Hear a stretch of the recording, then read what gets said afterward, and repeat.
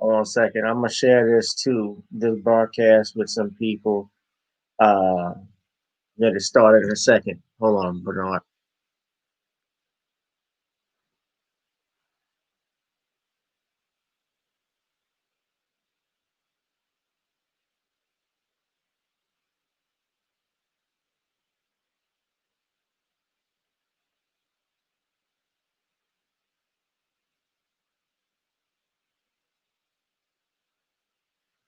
You gotta play the music.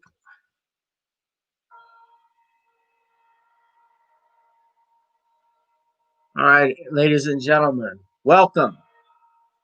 We got some people coming in. We got one person in. Whoever you are, please leave a comment.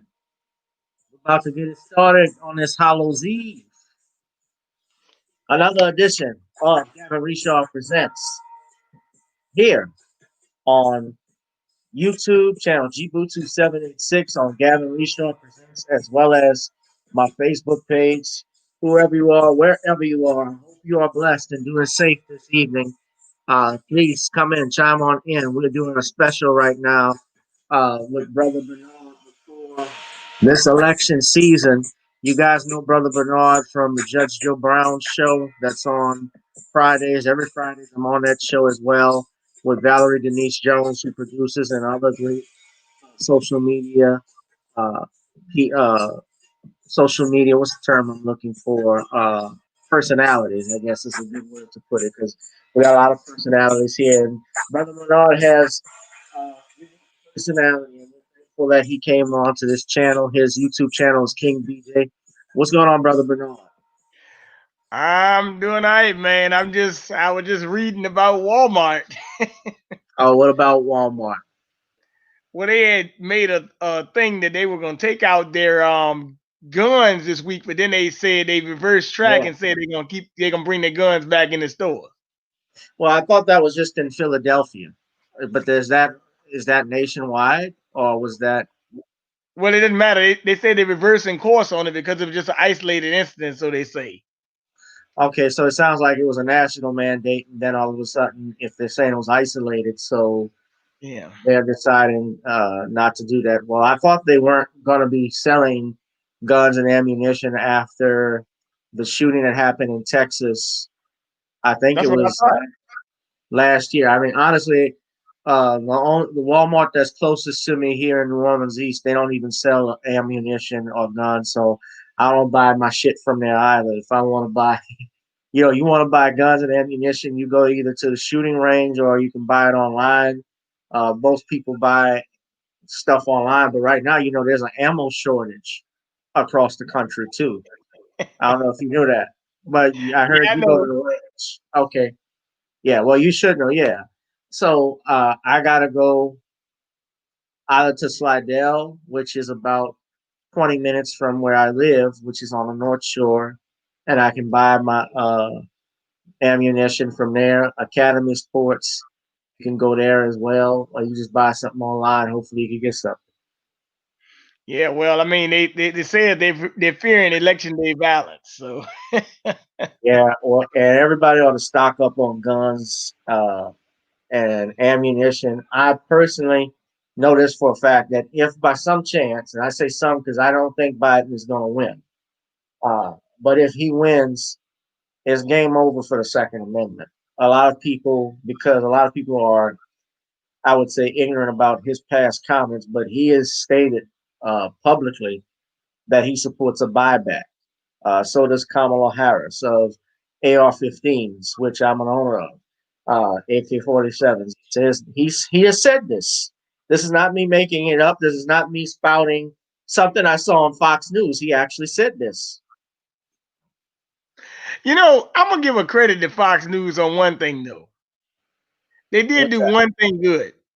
They And what's did that? bring that guy up, Tony Bobulinski, the guy who was working with the Biden campaign on the with Biden and his son on a corrupt building deal. He came out and broke that story with Tucker Carlson. So they might be some wackos sometimes, but sometimes they bring up some good stuff that CNN and other stations won't even touch. Well, I think the way I look at it is basically two two different wings on the same bird. You know, MSNBC and CNN leans to the left, as Fox News leans to the right. You know, it's left wing, right wing, but it's all the same bird. You know, just like the pictures I've seen of Hillary Clinton and Bill Clinton with Donald Trump. Uh, you Right. know, same thing with them. And truth be told, when we talk about when I hear people calling Trump a racist and things, you know, I learned from Judge that Trump actually was the one that was the finance man behind Jesse Jackson's campaign. He was dating a black woman in the early 90s. And on top of that, he Russell actually, Simmons. Russell Simmons hooked him up with that black woman. yeah, what's her name? She's a beautiful woman. She's a model. I think her last name is Young. Can't call her Young, something like that. Okay, yeah, I'll look her up, but in a second. I right. know her name, but I can't think of her. Yeah, Let's see. I didn't even know that. Yeah, her name is but yeah, I mean, he was with Rosa Parks and he was a chairman in NAACP too. So the guy is interesting. Actually, he's an He, interesting guy. Yeah, I mean, he was on the Rainbow Push Coalition as well. I mean, Jesse yeah. Jackson had his headquarters in his towers. So I mean, it's You in New certainly, Orleans, right? yeah, How you feel about this Lil Wayne thing? man, the Gremlin. Well, you know, Lil Wayne lost me years ago when he talked about Black Lives Matter and he didn't understand what it was because all I see is white folks in there. So you tell me what Black Lives Matter mean, man. You know, that's how he talks. But Lil Wayne, I mean, look, everybody's free to meet the president. Everybody's free to vote how they want. You know, back in the day, voting was really something you kept to yourself. That wasn't something you needed to tell everybody that you were doing. But Lil Wayne, of course, is not he's not the guy you want representing you in terms of black issues and things like that. He doesn't represent me at all. But on the flip side of it, if the roles were reversed now, and Lil Wayne met Joe Biden, and he campaigned for Joe Biden, we would not be seeing this backlash. Because remember, Biden has worked with rappers, but so Donald Trump works with Lil Weezy, and Joe Biden works with Young Jeezy. You know, Young Jeezy is cutting commercials for Biden. I think he was the one that produced that rap, if I'm not mistaken, that aired as a political ad. Brother Bernard, are you still there? Yeah, I was just looking at the woman name is Cara Young. I mean, I don't know if you can see it in my um picture. Can you see her? Kyra Young. Actually, let me do this. I'm gonna share. Uh, I was actually sharing something else because I wanted to talk about this political thing. But I'm gonna go ahead and share that picture of that woman, Kyra Young. Yeah. She Okay. was a biracial model. She's of African American and Scottish descent. So she's actually like biracial. Yeah. But Oh, yeah, okay. she was a model for Vogue and Playboy and stuff. Matter of fact, she was dating him Hold on. before he was with Melania. Yeah, of course. And and That's her there. asked if Trump refused to love her because she's black. Cara Young has been on the cover of Vogue several times. She's a Victoria's Secret model, and she was also in Playboy. At the age of 16, Cara told me her dad tried to discourage her from being a model. When I started modeling, my father was not happy. He said, I feel sad that you want to do something where your success depends on other people's opinions of your face and figure. And I said, I'm fine with that. I'm completely shallow. I'm completely happy with that. Cara was able to prove her dad wrong. My father worked for IBM, and I said, Dad, I'm going to make so much more money than you in such a short time. I'm going to buy you a truck, and you're going to be really happy. And you did. I did, and I did. I did, and I did. And he loves it, of course. Cara says that her best decisions were actually going against her parents' advice. And she's been a knockout success, which got us talking about being in Playboy. I'm proud that I did Playboy. I think that there's nothing more beautiful than a woman's body, and in all forms of, not just a skinny body, but in all forms. Trump started dating Cara in 2001, and some believe that she was the love of his life. I asked Cara about it. I don't love to talk about that time in my life.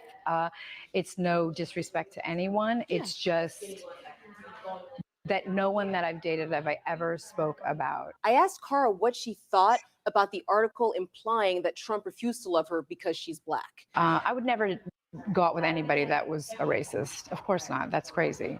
I never did, even when I was younger. And if they were, I taught them differently. I'm gonna ask one more question on this. That's okay. Everyone asks me. I asked Tara if dating Trump was fun. Every time I've had in my life was fun. I'm happier than I've ever been. It's the most fun I've ever had, the most positive I've ever been. Based off my conversation with Cara, nobody can accuse Trump of being a racist for marrying Melania. Look at the 3 women Trump did marry. They're all knockouts. And if Melania Trump was to become the first lady, imagine her in comparison to all the other first ladies we've had. Everyone. She would be the first lady to ever pose nude. That's not true. Hillary First Hillary one that Clinton can't is- speak English proper. gorgeous. I don't I thought you were going to tell me Hillary Clinton posts nudes. Like, wow. And she only posts Oh, topless. come on. Not nude. Too much information.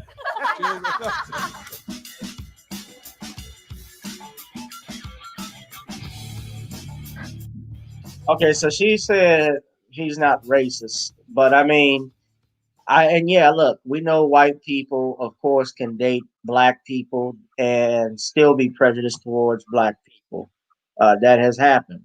I mean, just because you like one doesn't mean you like the whole. They do have they do have bed wenches, and they do have Sambos in the world. That's true. But that was a beautiful woman too, by the way. She's Cara Young. She's pretty. Yeah. Yeah. So yeah, that's who Judge was talking about. Yeah. That's her.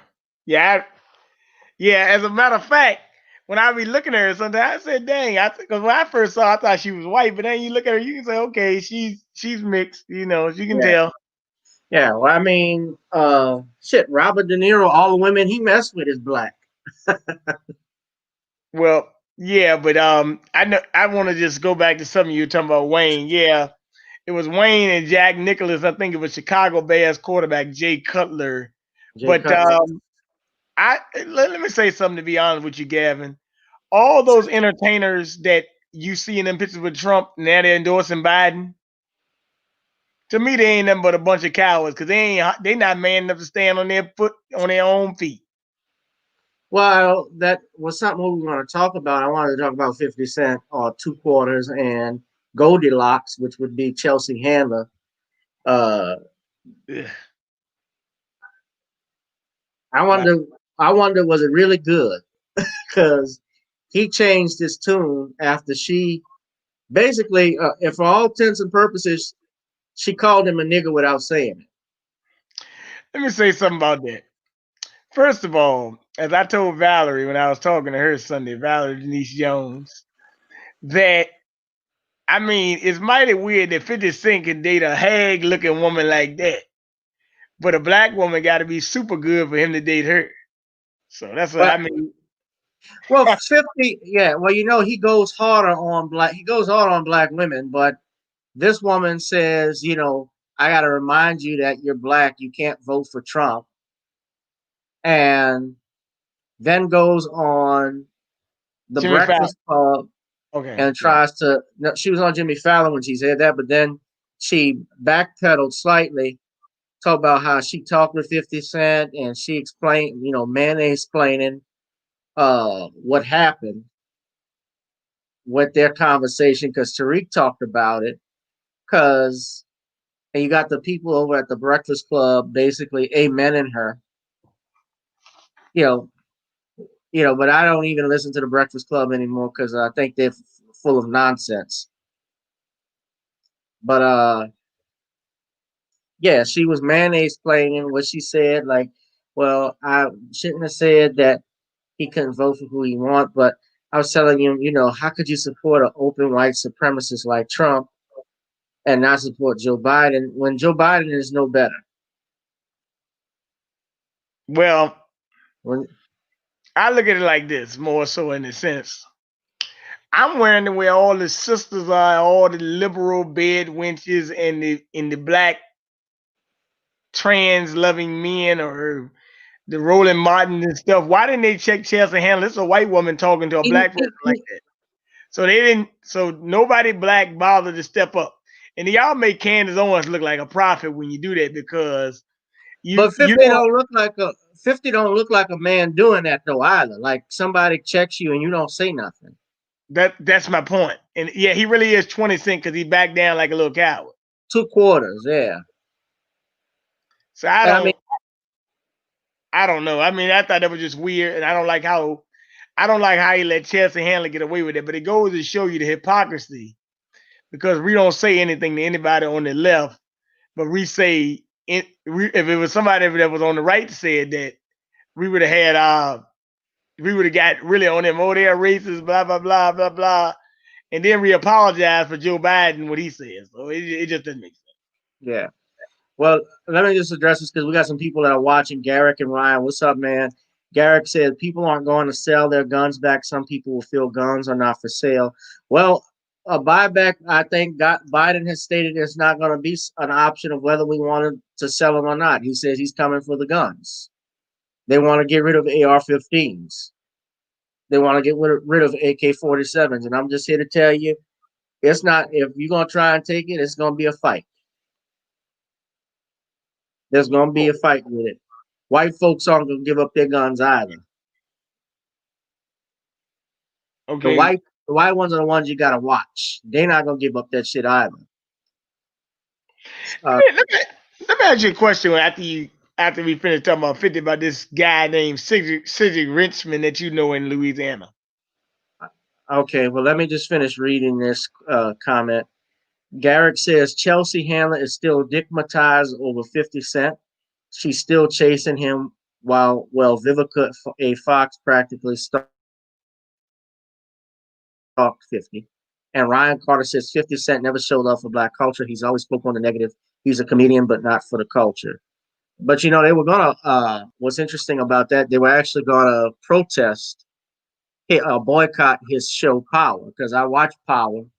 I'm a fan of his of that show. He produces that, but this wasn't a good look for 50 or 2 quarters. They And were gonna boycott his show over saying he supported Trump. there were calls for it. Yeah, there was an article that was they were talking about it. Council I don't culture. think people were gonna do. I don't think people are honestly gonna do it, but there might have been some people who would have protested it. I'm sure. I mean, they got people that are mad that Ice Cube met with Trump. That even though he didn't meet with Trump, but just for Trump talking to the campaign. And this is the difference between Ice Cube and Weezy is that, excuse me, Ice Cube met with both parties or tried to reach out to both parties. Weezy just met with Trump. Yeah, you're right about that. Okay. But I So mean, you know what? I told you this before. Muhammad Ali met with Ronald Reagan, and Reagan was a big time racist. that's right. Ali endorsed him in the '84 election, but what I call, like I had Sean on, when I call Muhammad Ali or Uncle Tom, hell no. Wow. Ali's got a record. I mean, well, Charles Evans was a good friend of Donald Trump till he died. I know Mega. It was Charles Evans was a good friend of Donald Trump. So, and Charles Evans was fighting all his life for black folks. So what? Yeah, Charles was an ardent supporter of the He became a Republican in his later life.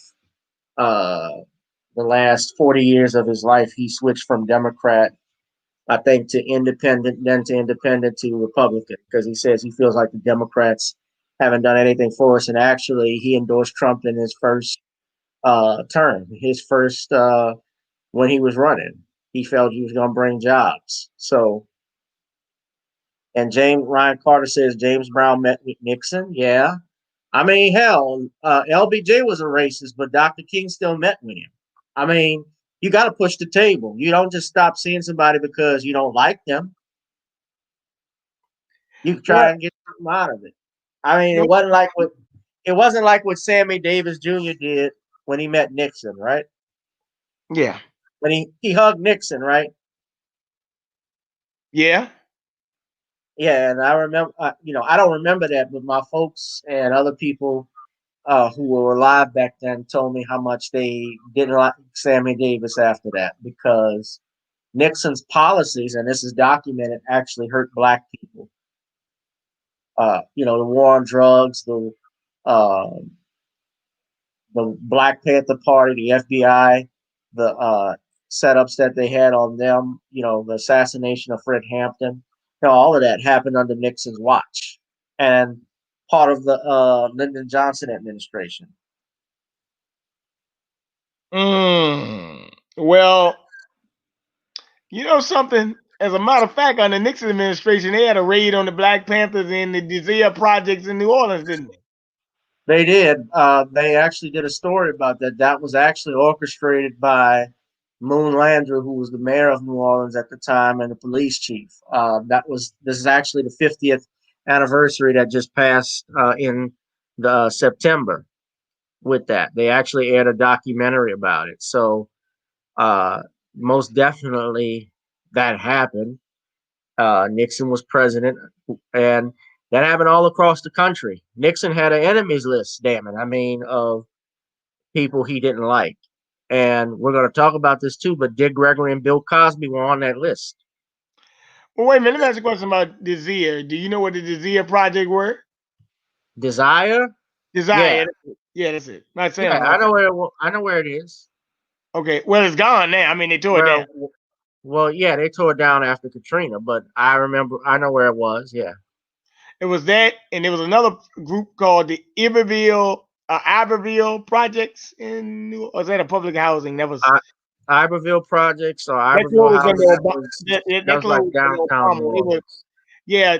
Bush tried to shut it down, but they had so much protest out they couldn't shut it down in, but they got it shut down under Obama. Well, after Katrina, what happened with all of the projects, and those projects were actually not, most of them were not touched by the floodwater, actually, because the St. Bernard housing projects was fine, but they were able to get everybody out after Katrina. They forced people out of there, they gated it up, they closed it, and they shipped people into these different shelters across the state and the country. So it was more difficult for them to try and come back home. And obviously, if you got stuff gated up, you can't go and get your clothes, you can't get your belongings and things of that nature. I know people who lived up there, and what they were trying to do was create mixed income housing. That's right. Yeah. Ryan says he didn't know that about Moon Landrieu. Yeah. I mean, if you watch the documentary, the story they had on WWL, they talked about it. Landrieu talked about how he was involved with that thing that happened with the Black Panthers in New Orleans. Yeah, I mean, I know I y'all. all of them. I mean, hell, you had, yeah, I used to read yeah, in stories about like Philadelphia. Magnolia projects and all that. Magnolia projects and all that. That's where Juvenile and all them I suppose came from. Yeah. So yeah, I Magnolia, mean New Orleans. Galileo. That's where Master P came from. Yep. Yeah. Yeah. Master P Yeah. actually went to St. Aug for like a year. My high school that I graduated from, that's way, of course, when he went, that was way before my time, but he only was there for like 1 year or so, and then he got out, and the rest is history. He's a multi-millionaire and an owner, and really, he's somebody. If you want to talk about being an entrepreneur, being a success, he's a prime example of that. Selling CDs out of the back of his car. He was a hustler. Yep. He sure was. Now I want to say You want according to? to yeah, I want to say something. So I would say this, and that's about 2 quarters.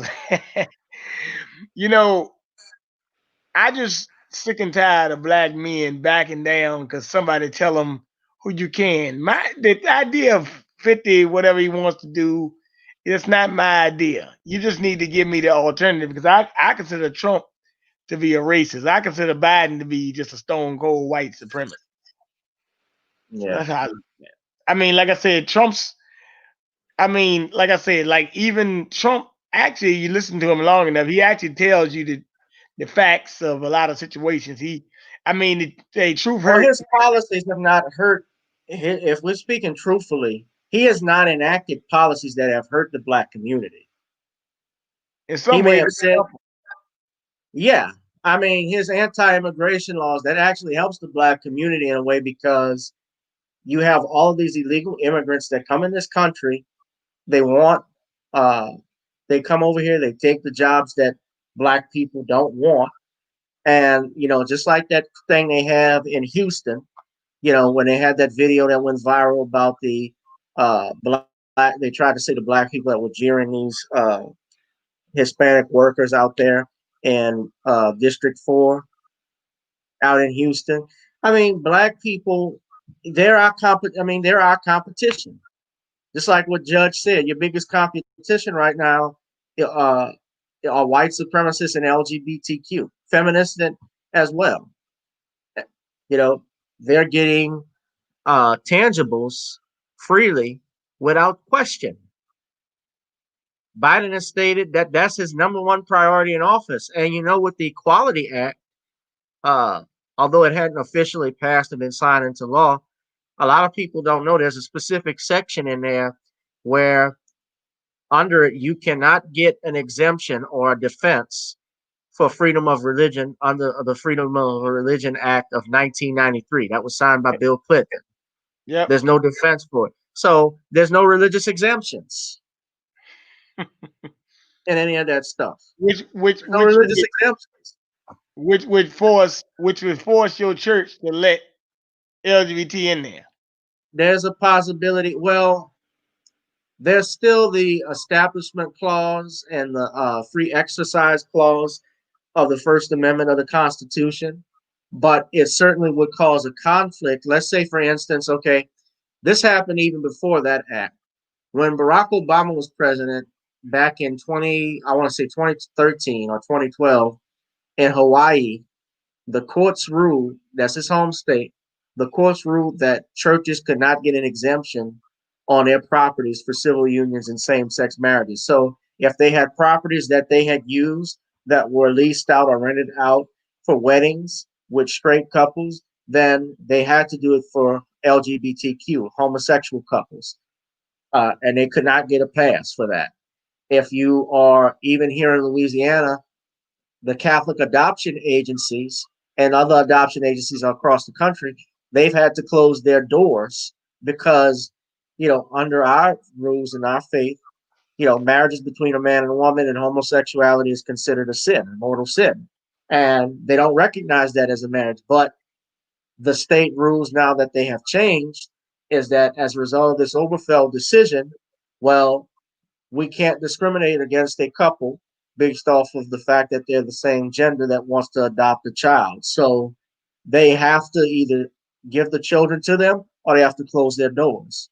Well, they've had to close as a result of this. So people need to be wary about the things that they support. It's not just black and white like everybody thinks it is. We just jump on stuff because it's an emotional thing. Yeah, it's kind of sick. Like I know Obama went after the Sisters of the Poor and another group. I can't think of the name. But put it away. One thing Obama did when he got in the office, he reversed the laws on sodomy. That was the first thing. And I think his campaign was also financed by NAMLA. If you look up Obama and NAMLA, you'll find a picture of a NAMLA and Obama thing About too. that. Really? Yeah, you can pull it up. Well, I do know there was someone in his campaign who got in trouble that stepped down. I can't think of his name at this time, but I think it was in 2011. They found out as a teacher he was in a school. He was an administrator in a school of some kind. I don't know if he was a teacher or a guidance counselor, but he had learned that one of his students was actually in a relationship with a much older man, which would have been classified as statutory rape. And when informed about this, I believe the law in Pennsylvania required him to expose that to or bring that to the attention of the police. And his only advice to the child was, well, just wear a condom or something along those lines. So, yeah, so that ended up happening. But we're gonna ask me something on another question about Cedric Richmond. Yeah. That's what I want to ask you. Like Cedric Richmond is saying that Ice Cube didn't say this. Ice Cube say release the Zoom call. You in Louisiana, so tell me about Cedric Richmond because I'm gonna do some more research. I know he's on the Black Caucus chairman or something, but I don't know how y'all know him in New Orleans. Well, let me say this because I have had have been acquainted with Mr. Richmond. I don't know him personally, but I've been acquainted with someone that works with him. Uh, and in some dealings that I had in my practice, some things that I was doing, they were professional, and that's how I keep it. I'm not gonna say I'm not attacking the man personally. What I will say is, though, as a congressman, I honestly don't know, especially in this area. I can't tell you if he's been strongly effective with us or not. I don't think he truly has. Uh, I look at New Orleans, we have, a homeless population, we have pandering. Of course, we're affected more locally by our local ordinances and our mayors and so forth. But when I look at, Cedric Richmond, I look at also comparison with that with John Lewis. Remember, in the Wall Street Journal had an article that came out that said uh, John Lewis's district has one of the largest homeless populations in Atlanta. Here in New Orleans, we have a homeless population. We see homeless people living right under the I-10 expressway. They're coming up, they're panhandling, they're trying to wash your windows. And, not on top of that, New Orleans doesn't even have a decent shopping mall. It's the only city without a mall in Louisiana. You have to go you have to go across the river to Jefferson Parish or Slidell. I've told you about this before, the different places to go shop. So, Well, how I don't, long is the city of New Orleans? How long is the city of New Orleans? How long does it take to get from one side of New Orleans to the other? How long does it take? It's a big city. I mean, it's not a small city, right? You got Bourbon Street, it's right? No, not that's a well, Bourbon Street, that's all in the French Quarter. Like from where I am, if I want to get to New Orleans, depending on traffic, like right now, there's nobody driving. I could get to the French Quarter probably in under 20 minutes. But you go to park, you got to park, find a place to park, and you can walk. You'd be in the French Quarter, just walk around. Yeah. Now, of course, right now we're on lot. They started reopening the French Quarter businesses as a result of COVID-19. Though the mayor Cantrell, she's been very strict with the reopening process and so forth. So, uh, I would have no problem getting to answer your question. I don't have a problem getting to the French Quarter or something like that. But honestly, like most New Orleanians who live here, we don't really go to the French Quarter like talking about it. That's something for tourists, and that's how Louisiana actually makes its money. It's a tourist city. okay. Well, like I know you got Cottrell and Richmond, right? Yeah, Cantrell, But you Cedric got Richmond. all this homelessness, right? Uh-huh. Like down here in Richmond, we had what they call like, I mean, even though I don't like this either, they had 10 cities, but when the pandemic came, the 10 cities they just went away. But I mean, I don't know if they had 10 cities there or not. Do we have what? tent cities, like homeless encampments, like they got tents up and stuff. The tents that are up or under the expressway, Okay. that's the ones that I've seen. I don't know about an internment camp. Yeah, we had tent cities behind behind our damn jail. We had 10 cities behind Richmond City Jail. Yeah, So, but go ahead, finish your question because we got somebody that asked a question here. Finish your statement. I was just saying that I was wondering what the guy planning to do about the homeless population in New Orleans, because the homeless population actually grew under Katrina, and it's It probably did. still growing today. Well, it doubled under Katrina because as a result of it, you got to think about this. People that were previously in their homes no longer are in those homes. They lost that. You had people that were actually living with others. One of the big issues you had with Katrina, you had an issue with title transfers because those homes that were demolished, most of those people that lived in those homes, they inherited a good number of them in the Light Ward. They inherited it from, or they really didn't inherit, like they went to court. They lived with their parents and their parents died and they just stayed there and never filed any court papers, never filed anything in the conveyance records. And so once that happens, of course, when you have this major flood, you're stuck with confusion of title. Who owns what? You'd have to open all of these successions on those different people. So that was a big problem that we had with Katrina. The homeless population doubled. Hell, even in this COVID-19 pandemic, I live in the New Orleans East area. They moved them out here. They moved them from the city to out here. Yeah, they had them in these. They put a hotel up for them. That's right. That's wow. But I Got don't think, and they didn't move them back. I don't think they moved them back because I see a few of them. I see a few of them here on the expressway. Yeah. I will say this. You got a brother in the chat that's got a message up here. Do you think with more conservative powers would the black marriage rate go up? I don't know if you want me. I can answer that question. You want me? As a matter of fact, can I answer it? Go ahead.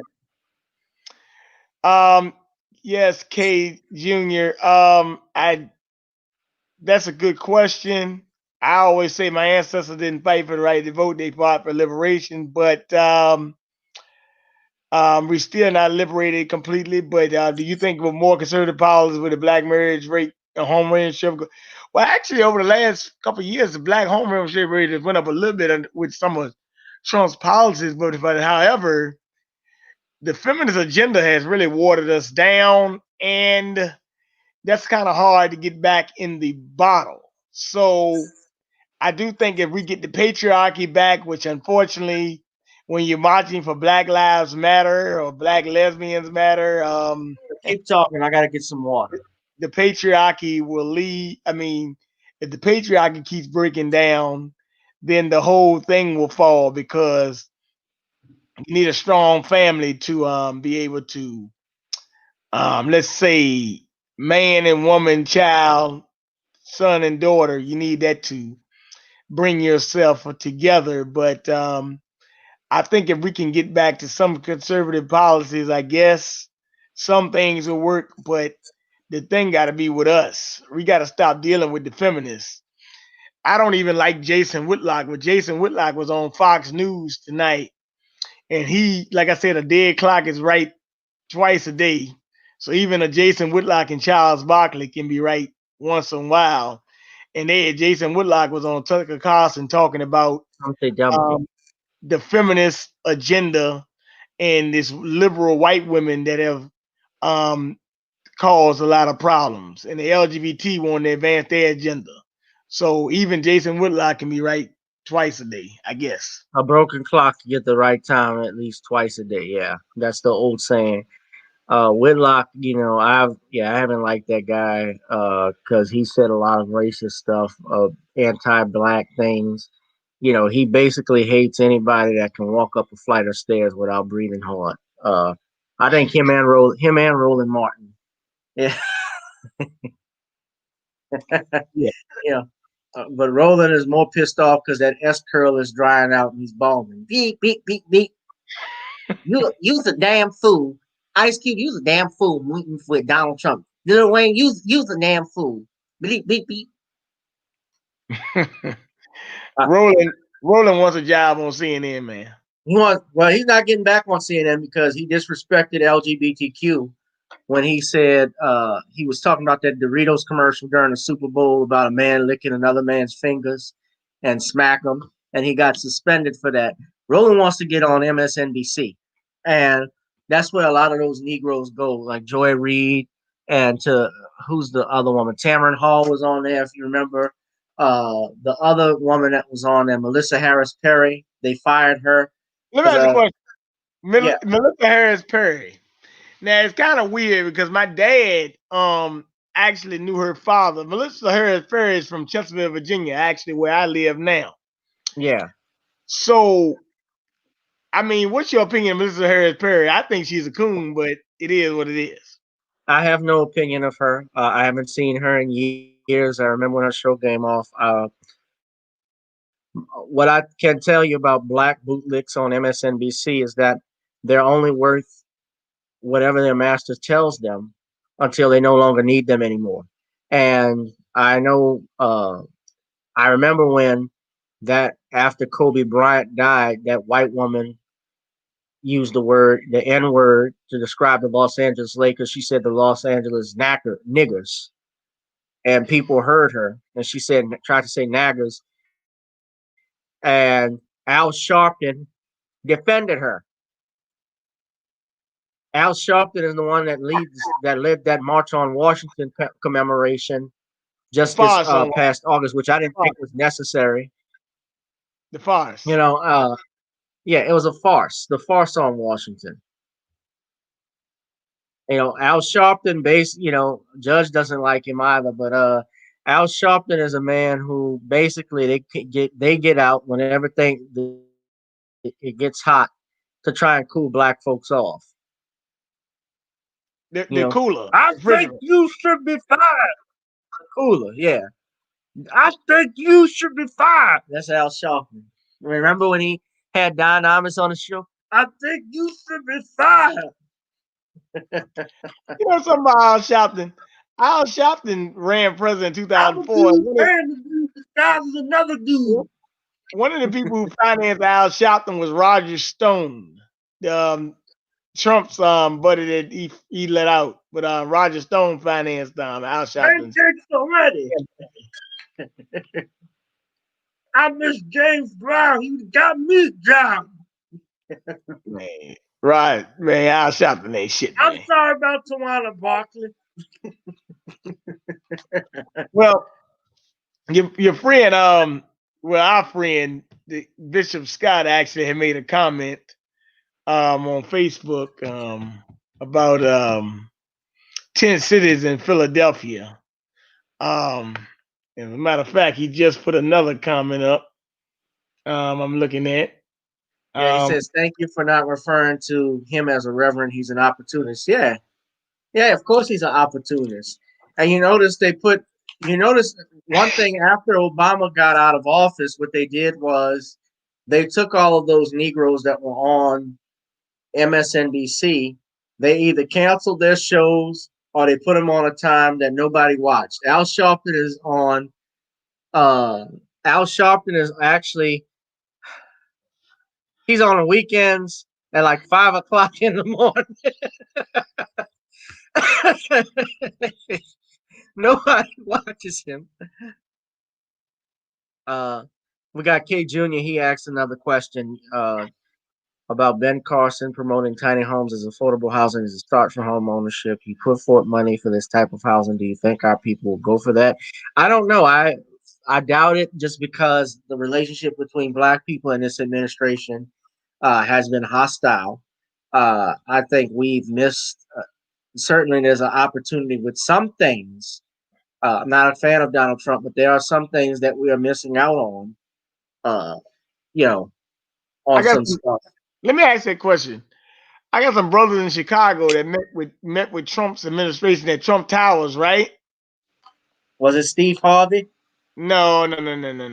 Well, what your ass say? These were some brothers. As a matter of fact, one of them was on Bishop Scott's program the other night. Come to think about it, but they met with the Trump administration, and they were trying to get the Justice Department in there to come in and check and see why Lori Lightfoot was giving up the money to Beetlejuice. Yes, It's and showtime. because they were giving the money to illegals as well. But I'm cutting up. This is what Ben Carson and them were doing. Ben Carson and them were taking the money from HUD and trying to give it to home ownership, right? But like you said, your window of opportunity only is so long, and the idea that Ben Carson got is brilliant. The idea that Trump had was good, right? But if you don't want to meet and go to the table, you can't unlock the funds. So I think it could be a good program, brother. But I mean, if so you don't, basically, he wants people to meet with him in order to unlock those funds. well, I'm saying if we don't unlock the funds, then you can't do nothing. That's why I like a lot of people have a problem with Ice Cube. But if you don't go meet with the people, you can never get anything done. That's what I mean. Right. Well, I think we're too like what I said earlier. Well, it's like what I said earlier. I mean, Frederick Douglass even met with Abraham Lincoln. I think he visited the White House more than any other black person during that time. And one of the people that Abraham Lincoln also met was Martin Delany, Major Delany, Martin Delany. Martin Delany is the father of black nationalism in America, and he was so impressed with him because he was he was intellectual, he was smart, he had the highest rank of any colored Union soldier throughout the army. And he's often not talked about in history. But I say that to say all of this is that, and we know Abraham Lincoln really did not want to free the slaves if he had an opportunity. But Frederick Douglass had to meet with Abraham Lincoln in order to persuade him to get the blacks to fight in the Civil War. The 54th Regiment came about because the governor of Massachusetts, he okayed that. Robert Gold Shaw was the one who led the movement. It was talked, of course, they had it in the movie Glory, but Glory, of course, was fictionalized to some degree with that. But it was still good because young people learned about that, and based off their bravery in that war, that convinced Lincoln and Congress to actually pass legislation that would have allowed coloreds into the Union Army. In fact, do you know where the largest concentration of colored soldiers were in the Union? Nah, I don't know. Where was that? Louisiana. Oh, Louisiana. Okay, could probably, yeah. Louisiana. Yeah. In fact, the Battle of Baton Rouge, you know that slave Black Peter, the infamous photo of the man who sits on a chair with his back scarred up. His name was Peter. And he actually, I believe he was a slave here in Louisiana. He moved in the Opelousas area, which is called Krotz Springs. That was an old plantation they had. He escaped and made it to Union lines in Baton Rouge, and he ended up fighting in the Civil War. I don't know what happened to him after that. Not much is known, but but they had a high amount of Union soldiers, colored soldiers that was started right here in Louisiana, about over 100,000, if I'm not mistaken. So Bishop said, will we as a group put pressure on Biden if he is elected president to deal with and put our issues that exclusively impacts the lives of Black people, or will allow him to keep us as bottom feeders in this country? Let me answer that question.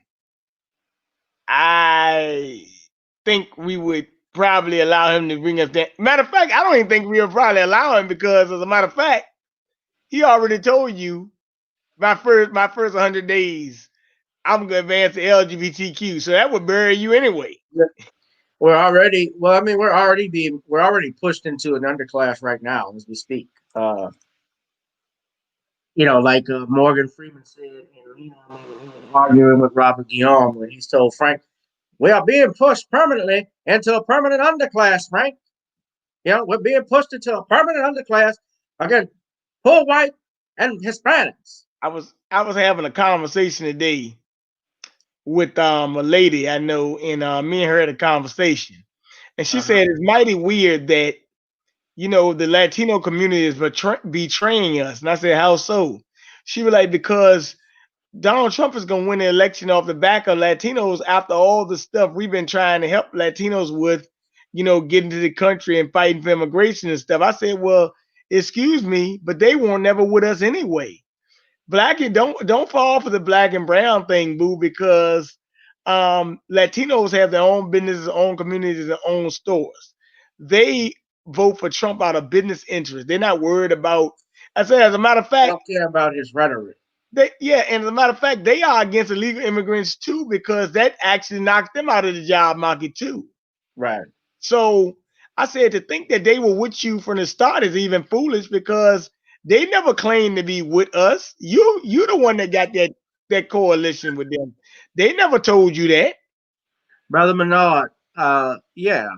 Well, that's true, and I'm going to, since you're talking about that, because I want to pick up. I said it would try me under an hour, but looks like we went over time with some stuff. But I did want to mention, first and foremost, guys, you see the Cash App at the bottom and the Google Pay.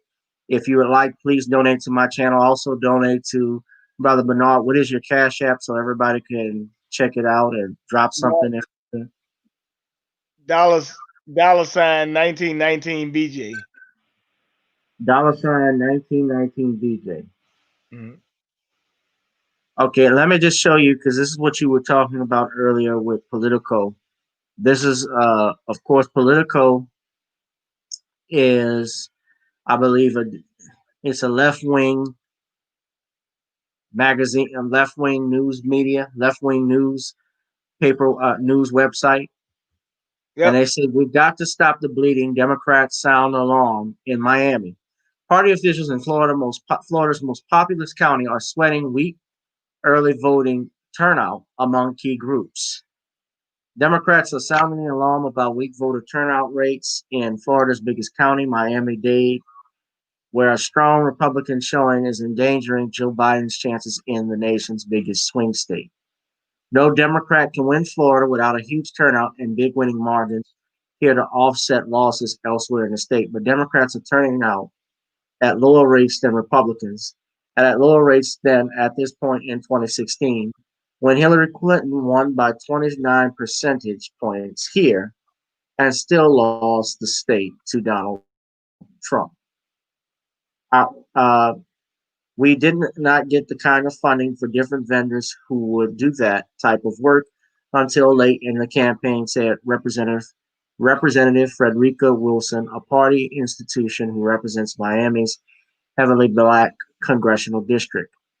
Wilson said the good news is that Biden's running to make California Senator Kamala Harris is working with her on a turnout event for this weekend geared towards young black men. But the veteran congresswoman said there are still skilled operatives in her district who excel at turnout work who have yet to get approved by the campaign, a puzzling delay for an operation that raised a record $363 million the month before. Now, one thing I never understood too about voting and the election process is that why would anybody want to work a job as president that pays only $200,000 a year, or $250,000 a year rather, and you're spending millions of dollars more than what the job is worth?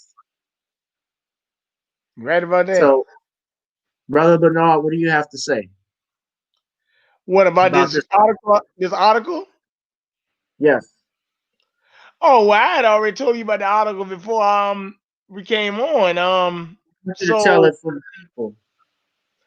oh, well, Miami-Dade is a county that I think Hillary Clinton won like 66 or 67 and like 34, right? And Uh if huh. and if that voting number, like they're saying, sounding the alarm, that goes to show you a lot of blacks and Latinos and Cubans, especially because Cubans in Florida too a lot, right? That goes Right. just showing you they're voting for Trump at a historic margin. Also, black voter turnout is down anyway. And with the recent reports that you've been seeing over last week, black support for Trump in the 40s and in the high 30s, right? Right. The alarm has already been sounded. You might well say the election's over. I would say this: Trump is going to Well, win the election. Kamala even said that. Kamala even said that the election was over earlier this week, although I think she was saying it for her. Yeah, but I think she's trying to just stop the tsunami that's going to happen. Okay, because I'm letting you know, either he gonna win it either in the general election, but he got the Supreme Court just in his back pocket, so you go to the courts, you gonna win it that way. So to me, it doesn't really matter either way. But here's the Well, even problem. if he steps down, his legacy is there with those Yeah. 3 Supreme Court justices. Although interesting, I think Neil Gorsuch has been more left leaning in his decisions as of late, especially on LGBTQ issues, than Trump's other picks. I don't know about Amy Barrett, but he's doing exactly what a president is supposed to do. When you get in office, you do what you got to do. You move the needle forward. You do what you do for your constituents, and I can't knock him for that. He's thrown his base under the bus. Well, I mean, hey, look, you're not supposed to, but that damn Obama show us threw our ass under the goddamn bus. Yeah, right about that. So next thing I want to talk about, though, of course, we were talking about this early on Judge Joe Brown's show. Ryan said, I honestly don't see Trump winning, but I kind of hope he does. Left is too far left for me. Well, you got to remember something, Ryan. What makes you think that you don't think he's going to win? Because I've looked at polls, and I know the polls will tell you, like CNN and MSNBC, that Biden has this lead. But remember, it's not the popular vote that determines the election. It's the Electoral College. It's always been that way. We've had situations where a president like Al Gore actually won Florida, but they never counted the votes fairly. And of course, we remember George Bush became president. I remember that as when I was 14 years old watching that, because black people even then were fearing what was going to happen with us. George Bush was the Antichrist. Every president is always the Antichrist. And every Republican president is always the Antichrist. And I think George Bush was the worst president in my lifetime, even worse than Donald Trump, based off the stuff he did, especially with Katrina. But I can tell you, Trump is certainly, Biden is not exciting. And you got to think about this, being that he's 78 years old, in the back of a conservative white man's mind, you got Kamala Harris that's right behind him, who will become president if anything happens. America, I don't think is even ready. I'll say this, is ready for a female president. I don't think they want that. No. I don't think they want that. That's not me being sexist for any ladies that are watching, but I just know how mainstream America thinks, regardless of what left leaning news websites like CNN want to try and push. Men are not feeling that. Well, let me say one more thing about CNN. CNN actually ratings is down. Me and you could probably beat CNN with a bigger podcast than they can right now.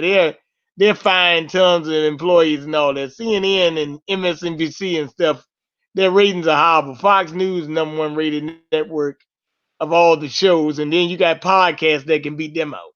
So, I mean, I'm just being dead honest. Well, everybody getting their news now online. Yeah. So so CNN Right. is really nothing.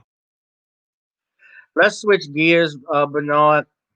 I want to talk about Spike Lee.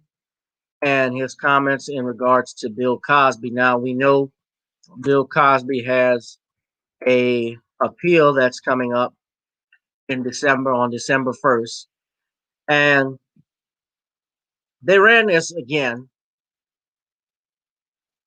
about this situation where Spike Lee keeps contending that Bill Cosby jacked a different world from School Days, which I already did a video on it, but I know it's BS. And I think ever since Spike won this Oscar, he's been on this little uh let me please white mommy and white daddy crusade. But I want your thoughts on it because he's saying that he stole a different world, the idea for a different world from Spike's movie project, School Days. Now, those of you that don't know, School Days came out in 1988. Spike Lee was not even a known director at that time. His only claim to fame was directing the Mars Blackman commercials for Nike, which was based off his 1986 movie, She's Gotta Have It, which was a hit. Bill Cosby, of course, had The Cosby Show, which started in 1984, and A Different World came out in 1987 with Lisa Bonet. So, what I wanted to ask you about, and of course, they've done a lot of things since his appeal is coming out. You notice, they released that mugshot of Cosby. They've had Lenny Kravitz say negative things about him because Lenny Kravitz and Lisa Bonet were husband and wife at the time of the Cosby Show. And I want to know, uh, Bernard, what did you think about this? For Spike Lee? Yeah. Well, I got problems with Spike Lee anyway. So I mean, Go ahead, tell us. Spike Lee with the Malcolm X movie, right? It was more fiction than fact. It was a lot of BS in there. I never looked at Spike Lee as my source of information anyway, according to, I just look at him as an opportunist. He might be a great film director, but I mean, let's be faced. Small heads told him what part he could put in. I mean, he's just another detached guy. For him to be talking about Bill Cosby, come on, man.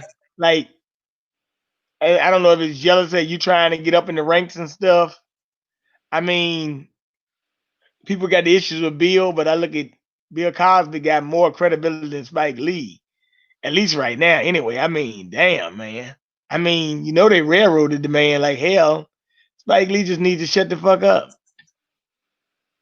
Yeah. I noticed that because his appeal is coming up, like I said again, he's low hanging fruit. So everybody has something negative to say about Bill Cosby. Lisa Bonet is talking about Lisa Bonet's ex is talking about Bill Cosby in his book. This is Lenny Kravitz. Why he fired her. And remember, Lisa Bonet got pregnant while she was on the set of A Different World. And say what you want about Cosby, he was trying to present a show about a black family in a positive light where family was the focus. There was father, mother, sisters, and brother. And so having a single black female, young mother, young pregnant mother on his show in 1987, 1988, like he told Debbie Allen, he said, she can be pregnant, but Denise Huxtable is not. That was his show. So he had every right, as a creator, to present the content that he wanted. That's right. And as to Spike Lee, like I've had Sean James on this channel before, there's no way he could have stolen the idea of School Days from Spike Lee because Spike Lee was not a known director at that time. For Bill Cosby to be planning a story about an HBCU, he had to have been developing that for a long period of time before 1987. He probably had it in development by 1986, 1985.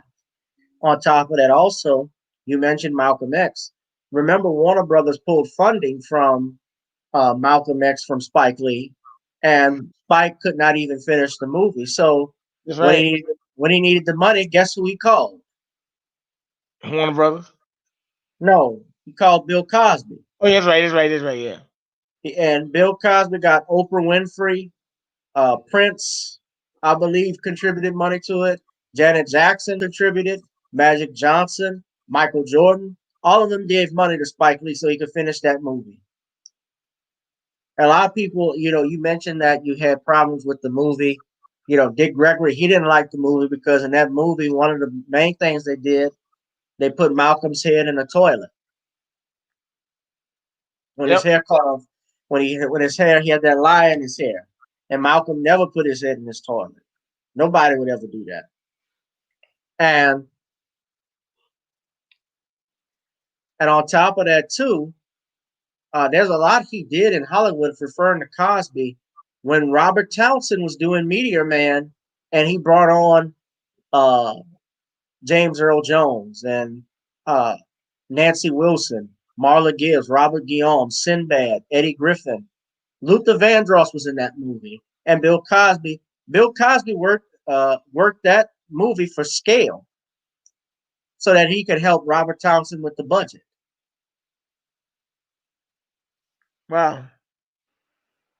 But see, they don't mention that Robert actually directed Cosby's last comedy special that wasn't released by Netflix because Janice Dickinson's ass got up there lying, talking about how he raped her and sexually assaulted her, and she's changed her story multiple times. But nevertheless, they don't mention anything like that.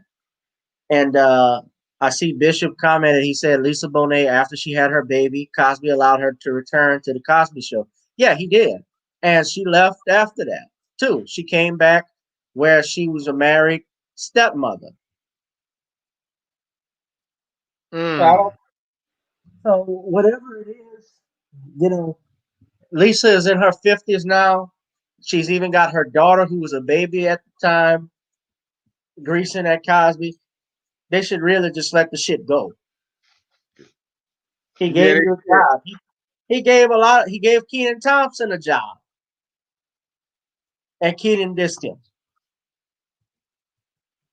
Well, it seems that's part of this society with us, brother. We always seem to do that for some reason. For some reason, we always seem to do that. Traitorous activities, brother. Right. Well, I remember that thing with him and Eddie Murphy, too. I'll just say this briefly.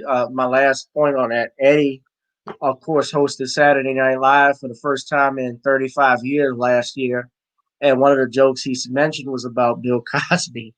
Who would have thought that, he said something along those lines, who would have thought that I would be a dad and Bill Cosby would be in jail or something along those lines. And he's like, who's America's father now? But my understanding is that every person who has a Netflix special basically has to say something negative about Bill Cosby. Every black person, from what I've heard, I don't know how true it is, but I look at it, Dave Chappelle, Chris Rock, all of them have had, and Eddie Murphy, of course, he had his latest movie, Dolomite Is My Name. All of them had to all of them threw shade at Cosby in some way, shape, or form, even though it was a joke and it was funny. Yeah, Ryan Carter says Denise Husband, the sailor. You talking about Joseph C. Phillips? Yeah, that fart. That's an uptight bastard too, Joseph C. Phillips. Denise Husband, he wears a bow tie. He's not a Muslim, and he was wearing a fucking bow tie.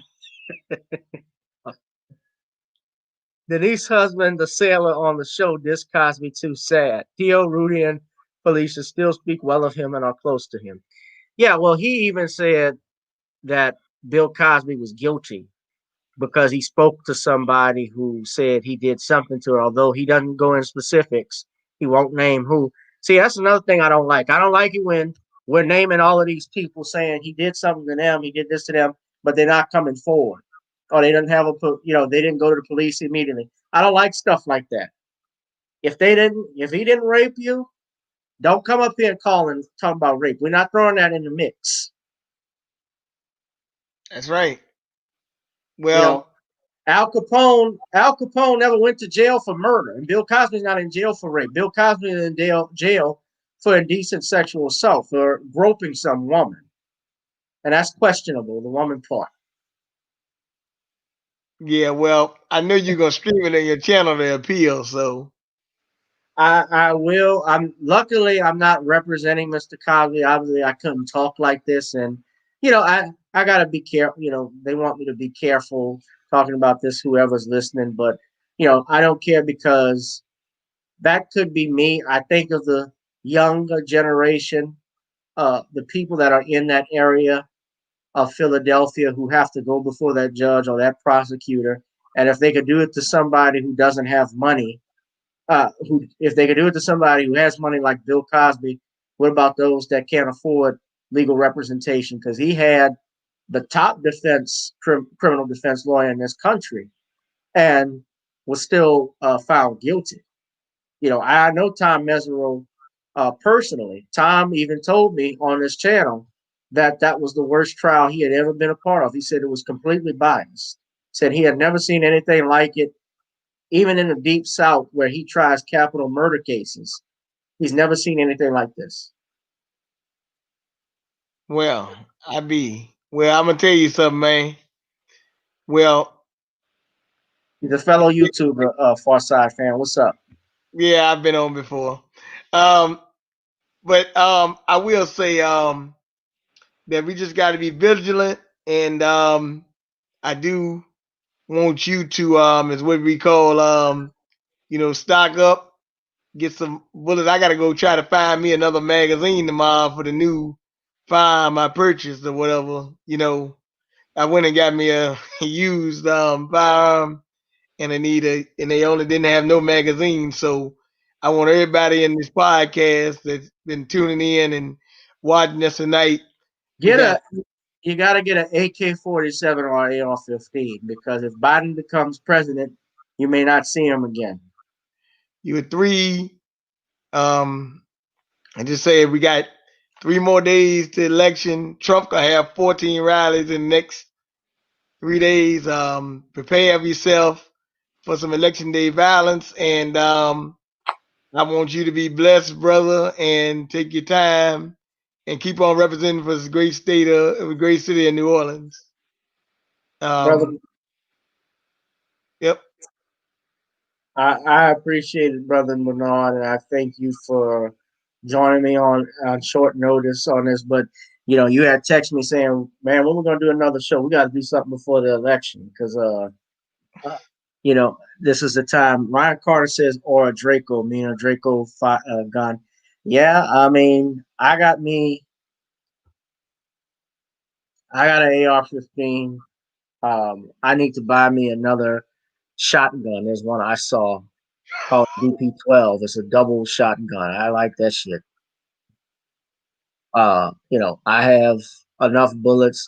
Like there was a shortage ammo. Just think of this, man. 2020 has been that year, a miserable year for everybody. And right now, you can't. If you wanted a firearm or you wanted bullets, you couldn't get it because of the shortage. So, I mean, I've stopped. Luckily for me, I buy in bulk. I have a bulk of 9mm. That's the most powerful cartridge in the country. And I have other firearms. I bought me a Oh, 10mm as well. Yeah, what you oh, about to oh, say? oh, yeah, I got one more thing to say before we go. I got one more thing to say. Yeah, you're an attorney, so I gotta ask you. You know, we can't get into too much pragmatics here, but the situation in Philadelphia, how you feel about it? You talking about the shooting of Walter Wallace Jr. It's always sad when you see life get taken away. But putting my emotions aside from it, I don't think a crime. I don't think a crime was committed by the cops just based off what I know and from what I saw. They had someone with a knife in their hands. Yes, he had mental issues and so forth. My understanding. I heard that they were called out before and they were familiar with him too.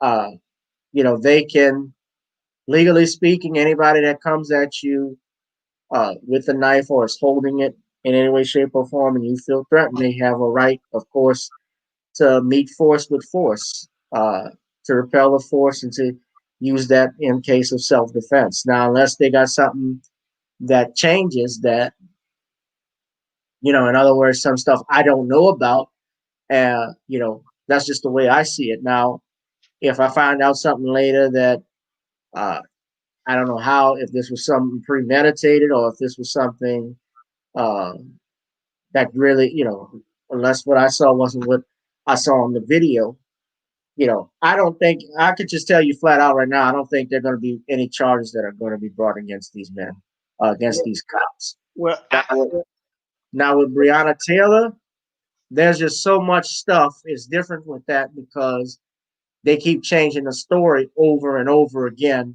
And now the cop is actually suing. I saw the latest article. He's actually suing the boyfriend, uh, his Kenneth Walker, Mr. Walker, uh, for shooting him. And actually, that's a good thing, Bernard, because if you're suing him in civil court, then there's no Fifth Amendment protection. So anything is fair game, and we can find out really what truly happened there. So those are things that need to go to court. I know people settle things, and attorneys have to do what their clients tell them. But it's a good thing to get these things in court so that the people could see exactly what's going on. okay. Well, let me say something about this Walter Rollins. As a former officer, corrections officer, right? Uh-huh. A lot of people saying why didn't shoot him in the leg? Well, in law enforcement, you train to shoot center mass. That's the issue. Right. You're trained to eliminate the threat. Yes. So when a lot of people talk about the taser and stuff, yeah, but you got to get the taser out as well. Now, and that's why I was saying on Judge Show today that me personally, look, if they're saying he was beating his mom and had issues, I just said, where are the men in the neighborhood to do this? Don't even call no police. Let the men handle it. Well, they weren't trying to call the police. They were actually trying to call the ambulance, medical attention. But my thing is, it went out over to the police. They heard the call. Hey, we have a dangerous man who's wielding a knife in this area. Ambulance has been called.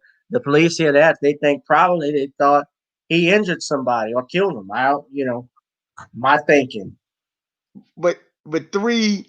But what I said, like, and I just want people to understand.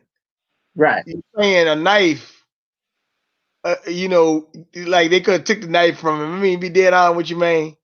You can try that, might not work, but like I said, anything can be a weapon. I mean, shoot, if I hit you in the top of your head in the temple and hit you in the right spot, I can kill you with my bare hands. So I'm just saying that a lot of people just have to understand that I do not, like I said, I wish they wouldn't have did what they did. This is the more so the problem I got with the whole situation. And I know Bishop's probably online, and I feel sorry that the brothers, or I don't know, it looked like it might have been even hijacked lately as well, because got a video the other night. There's a guy sent me some videos with even some white anarchists maybe in the thing down there too as well. But I do hope that things, in that city get better. And I actually also think that by Pennsylvania having this uprising for the election, that will swing the election to Donald Trump as far as in the state of Pennsylvania. Now, that's a very good point. But on the other thing is, you'd be very surprised to see Biden and Harris been talking about police brutality all year long, right? Right. But notice the week before the election, they won't touch this. They Well, only Biden has already stated that he doesn't support defunding the police. well, of course. Yeah. He can't. You know why? Because the police unions back him. Certain ones, at least. Well, they backing Trump this time, but 100,000 cops got put on the street under his crime bill. So that was, and that also expanded the job for corrections officers and so forth and so on. But I will say this now with these, that in the case of this thing, like I said, they said, I think I was reading the story that the cops had already been there 3 times. Like I said, if you're in a neighborhood, and I'm pretty sure this was a lot of black people's neighborhood, where are the men and neighbors to take this brother down and say, look, you're not going to do this. Even if you got to jack them up. You got to jack up some family members sometime too for doing dumb shit. So it should never got in the hands of police anyway. As far as our relationship with police, I don't think we need to be calling police, because a lot of time we say we don't want police, but then we call the police or ambulance or whatever. Handle it yourself.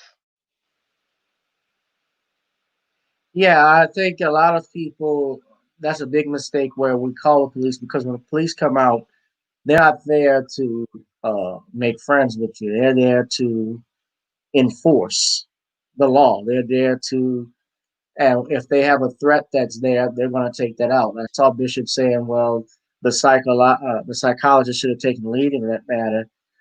No, it doesn't really work that way. If they have a situation, and yes, I have seen situations, to get it out in the open, where white suspects have done far more dangerous things and were allowed to leave with their lives. I remember the guy that was actually waving a gun in a park where there were children, and they didn't kill him. They shot him with bean bags to stop him.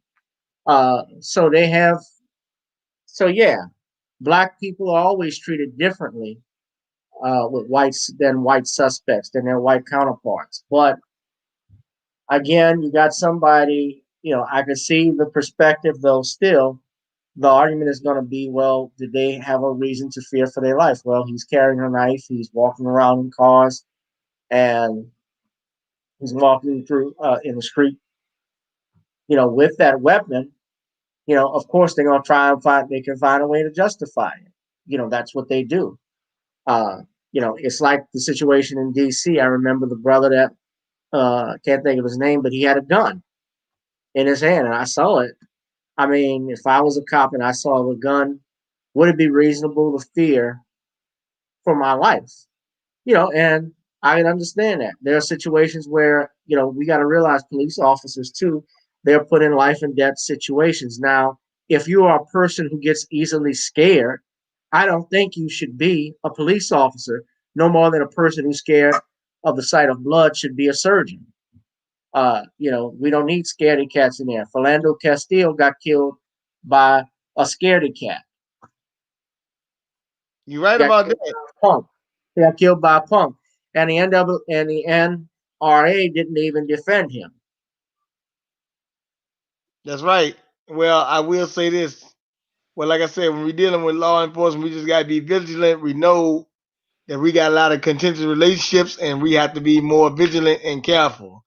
I feel sorry for what happened.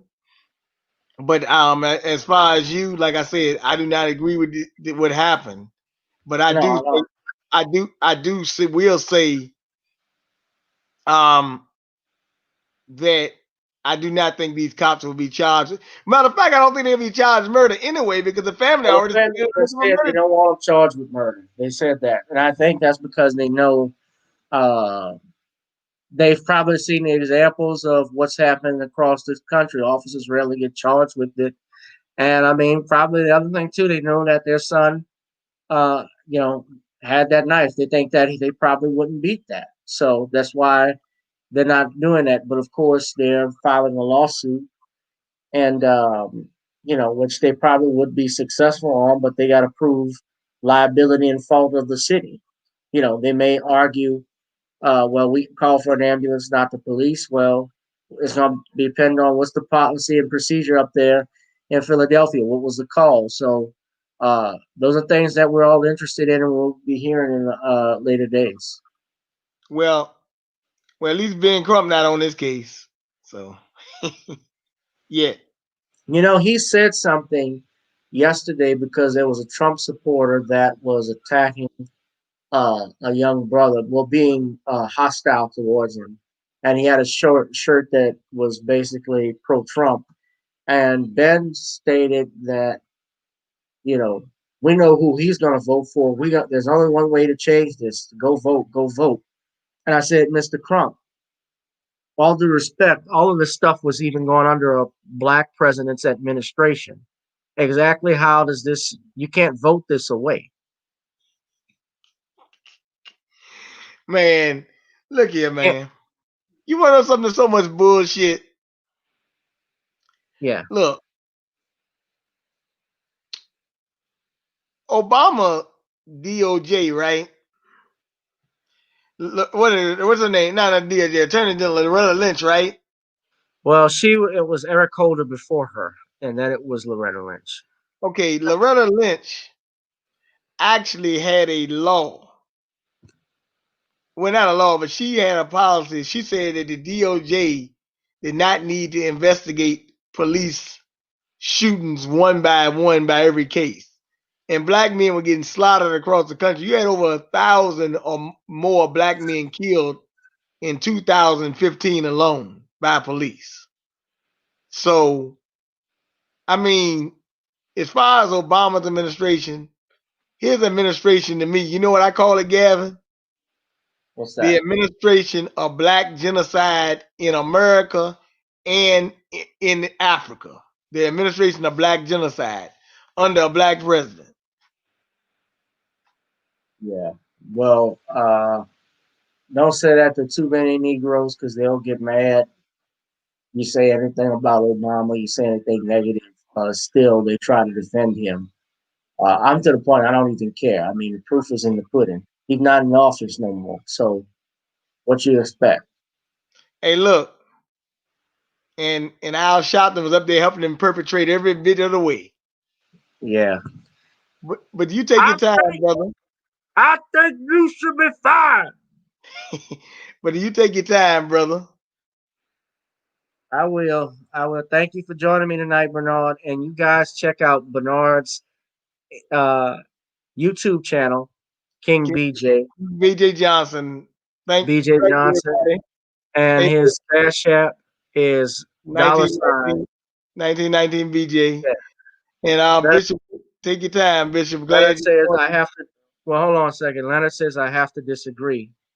I don't know what you disagree on, man. The facts are the facts. It is what it is. I get a lot of people love the president, love the fact that he was the first black president, but we got to get over that. A lot of us have not gotten over that. That symbolic reference of that. Read Black of Gender report, brother. Yeah, well, I mean, just look at this. You had all of these. The one that really could have been tried by the Department of Justice, well, there were actually two, if you could honestly say, and that was Eric Garner and even the Kendrick Johnson situation. That was the young black man that was found rolled up in a mat up in Georgia, and they closed the investigation on that case despite the fact that his body was returned to his parents with newspaper stuffed in it and his organs were gone. So President Obama closed that case. His Department of Justice closed that case and didn't reopen it. So I don't know how you're gonna disagree with that. But I respect your opinion. But my opinion is still stays the same. It is what it was. The numbers are there, the proof is there, and you can't argue with the fact. Tell that brother go read Black Agenda Report or something and stop watching CNN or whoever he likes to watch. Go read Black Agenda Report or something. Well, he's actually a good friend of mine. So, but okay, but no offense to the brother, but you know what I mean. Yeah. Well, yeah, he could read that, but he can also check out the YouTube channels. He could check out his frat brother because he's an alpha Leonard's an alpha. He could check out the Judge Joe Brown show, and Judge really goes in on Barack Obama about his policies. So you could check it out and look at that. And with that being said, your Cash App is King BJ 1919. Well, no, it's not 1919 BJ. $ 1919 BJ. That's it, brother. $ 1919 BJ. $ 1919 BJ. Y'all give him something. Yes, Bishop Gerald Scott, thank you for joining. And everyone else, Ryan Leonard, all the people that are on Facebook. Hold on, he responded. He said, I did not support him the first term, so I'm speaking from a somewhat objective perspective. Obama's hands were relatively tied. You can't fight the battle and lose the war. Wow. Man, look, Obama had 3 years. Leonard, Obama had 3 years with the Democrats, bro. Come on, man. Come, his first 3 years. I mean, say what you want about Donald Trump, but the minute Trump came in office, he started kicking ass. He did what he wanted. Obama had just sat on. He had an opportunity to do stuff his first term. He had opportunities to put blacks on the Supreme Court. Now, let's just be real. Let's face the facts. We needed somebody to offset Clarence Thomas. I mean, we had a chance to have a black female justice too. That didn't happen. You got 2 Jewish gay ones though. Yeah, somebody sent me something, but Sotomayor is actually, she was married. She's married to a high school sweetheart, but she was scared to have children, where I was reading, because of her diabetes and so forth. And yeah, it's interesting. She's divorced now, but yeah, Kagan had her issues even with diversity. My understanding, there were issues about her because on her law review, she only had one minority on her channel, not on her channel, excuse me, in her law review, and that was an Asian woman. That's right. But Kagan, but I mean, most of the stuff that they support is LGBTQ. She actually tried to keep the Army off Harvard's campus because of that, because of their stance on don't ask, don't tell. I mean, y'all can look this up. Well, you know what it shows, brother Gavin? What's up? It shows that when you get down to the nitty gritty, right? And you look at Obama's Supreme Court picks, he picked 2 women that really work against us in the Supreme Court, and they still on the bench now. Yeah. And the next time I see you, we'll also talk about the other people that he put in his administration, like the Wall Street execs and the lobbyists and the people that went there too. So, but we'll talk about that another time, brother. You just take your time. It's getting late, and I will say to my guests and everyone, thank you, Brother Bernard. All you who are listening, have a safe, happy Halloween. All right, brother. But all right, man. Thank y'all for tuning in. This has been another edition of Gavin Richard Presents here on channel GBoot 2786, Gavin Richard, and on Facebook. I see a GK join the chat. What's up, sister? Beautiful sister right there. You guys be safe, be blessed. This has been another episode for the books. I'll holla. Peace. Time to watch The Mandalorian.